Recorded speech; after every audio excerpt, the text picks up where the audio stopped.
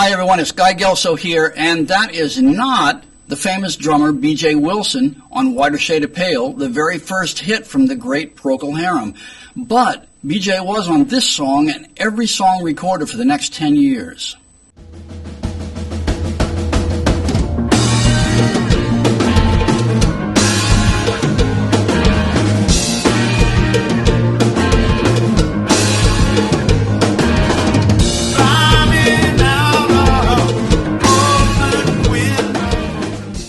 Before we get into it, please like and subscribe to my channel to get the notices of upcoming video releases, and thank you very much.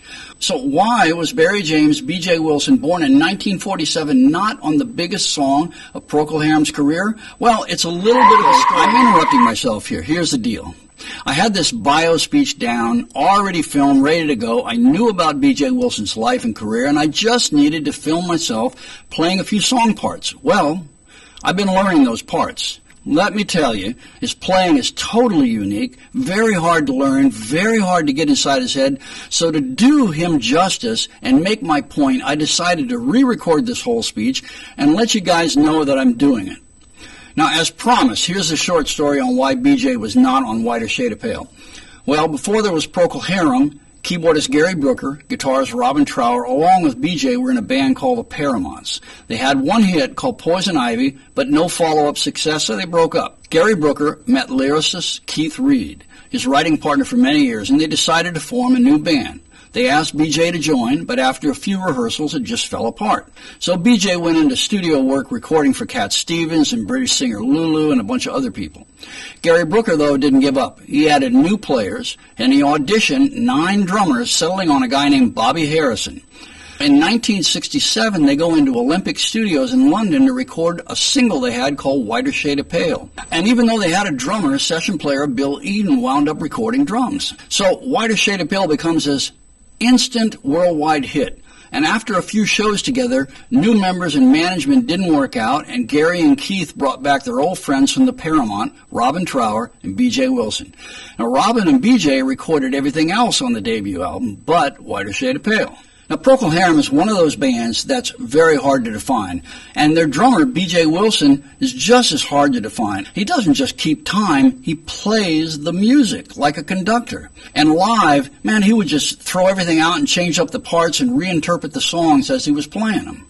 Let me say this, his parts are not complicated, just different from anyone else. And maybe it has to do with the fact that rock drumming was just starting out in the 60s, and these great drummers, they didn't have a template. They were just inventing things as they were going along. Gary Brooker used to say BJ was the octopus in the bathtub, and I can see why. Look at this solo video, how low he sits. The snare drum's halfway up his chest, and he has to reach high to hit toms and cymbals.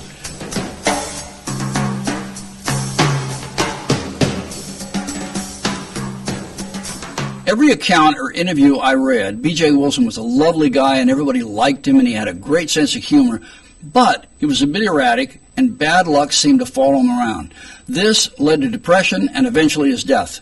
One example of this was around the time of the debut album. He impressed a young session player named Jimmy Page, putting a band together called Led Zeppelin.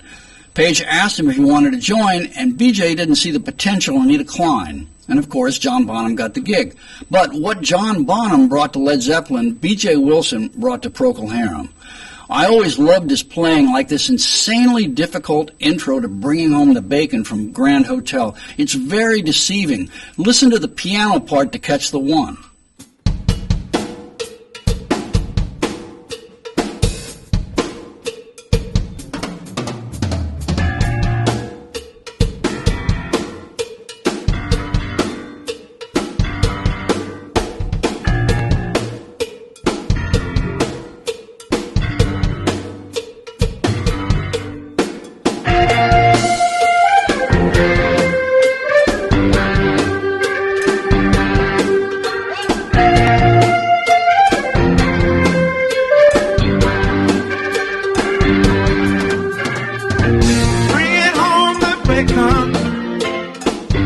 Tender juicy steaks, fresh fat baby dumpling, gobbling up the cakes.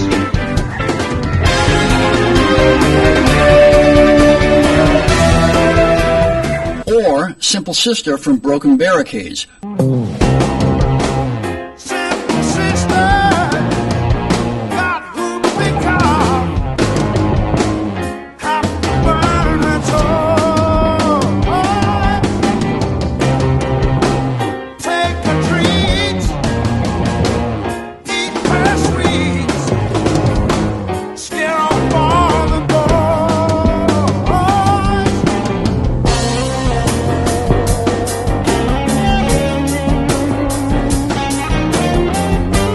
B.J. Wilson also has some serious credits to his name outside of Procol Harum. In '69, he played on this track from Joe Cocker's debut album.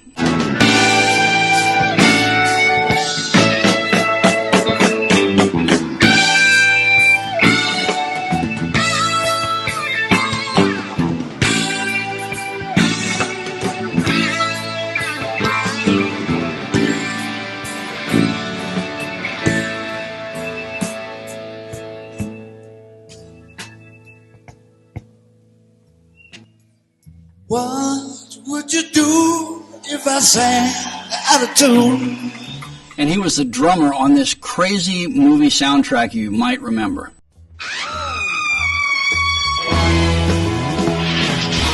How'd you do, I see you've met my faithful hand in hand.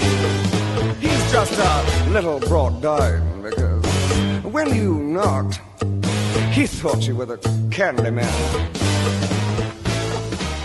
After 9 albums with Procol Harum from '67 to '77, the band broke up and BJ went to work as Joe Cocker's touring drummer from '79 to '84. But for some reason, he was fired, which led to depression. Another blow, he was brought in to play on AC/DC's Flick of the Switch album, but none of his tracks were used. Sadly, in 1987, everything caught up to B.J. Wilson, and he attempted suicide by a drug overdose. Unfortunately, it put him in a coma for 3 years. He never awakened, and on October 8, 1990, he died from pneumonia in the hospital. But what he left us was his amazing talent on so many great recordings to remember him by. So check out some of his drumming. He was a one-of-a-kind player, very difficult to understand and play. He's just amazing. So that's my tribute to one of the great classic rock drummers, Barry James B.J. Wilson. So thanks everybody for watching, and please don't forget, practice hard and just keep it simple.